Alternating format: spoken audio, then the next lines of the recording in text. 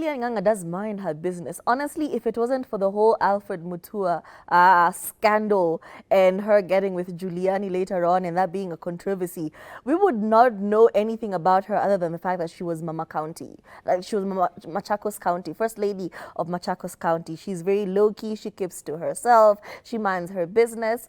And she had gone on a hospital visit because she had a bit of eye irritation. She has said that it has cleared up, but the doctor did ask her, did somebody do this to you?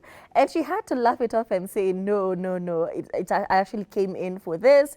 It's an eye irritation. Could you sort it out? And they were able to help her out. But in the midst of all of this, she was able to recount how when she was younger, she went to the club. You know how you go to the club when you're younger with your man? And this person she was dating decided that other people were looking at her in the club, decided that she had gotten the attention of another man at the establishment, and he was looking at her and she was looking at him, and he was kind of jealous, and in a fit of misplaced rage, he decided to hit her. And she said the first reaction was shock because what do you mean? And I feel like that's usually the first reaction you get. You're in shock because you can't believe that somebody would actually hit you. It just comes from left field. And she says that as soon as he hit her, she hit him back because what do you mean? What do you mean we're fighters now? You know, and she hit him back and she actually had to call in sick the next day for work because she couldn't go in. She had a black eye. Went to hospital and told the doctor that she had actually fallen down the stairs. And the doctor was like, no, somebody did this to you, stop lying. And she says, you know, like hindsight gives you a lot of perspective and she's glad to be in the position she is right now. And she just says that basically the message was whatever you're going through now, it gets better.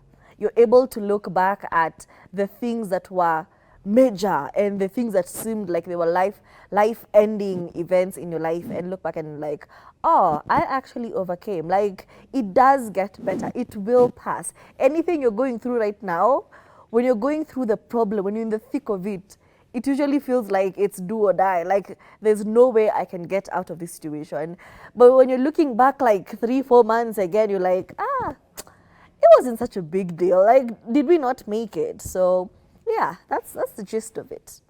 Yeah, I think you've summed it up in the best way possible. It's like when you're in it, it doesn't feel. It feels like sometimes it could be a flip of a coin. Sometimes when you're in it, you minimize the problem. You know, like in her case, she was beaten up and she minimized it, right? And then once you start to really focus in, you're like, oh, this is the end. I am never going to see a brighter day. The sun is never going to shine again. And you are just gloom and doom. It feels like it's never ending. So it's like your brain at different points is trying to push you to do different things, right?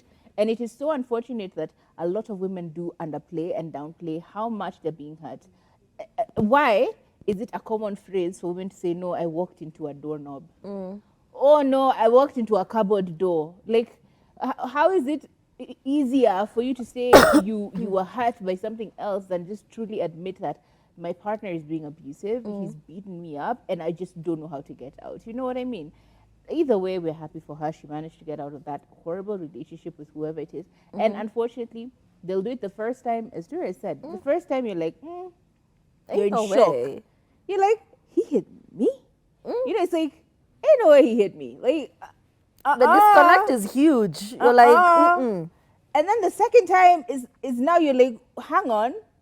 You beat women? Like you're beating women and not just any other woman. Me?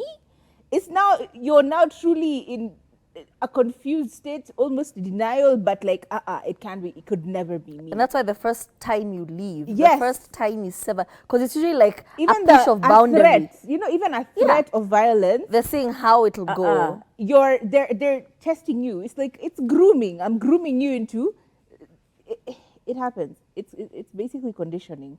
And in most cases, people will condition you for the worst case scenarios, but you will see it pole too.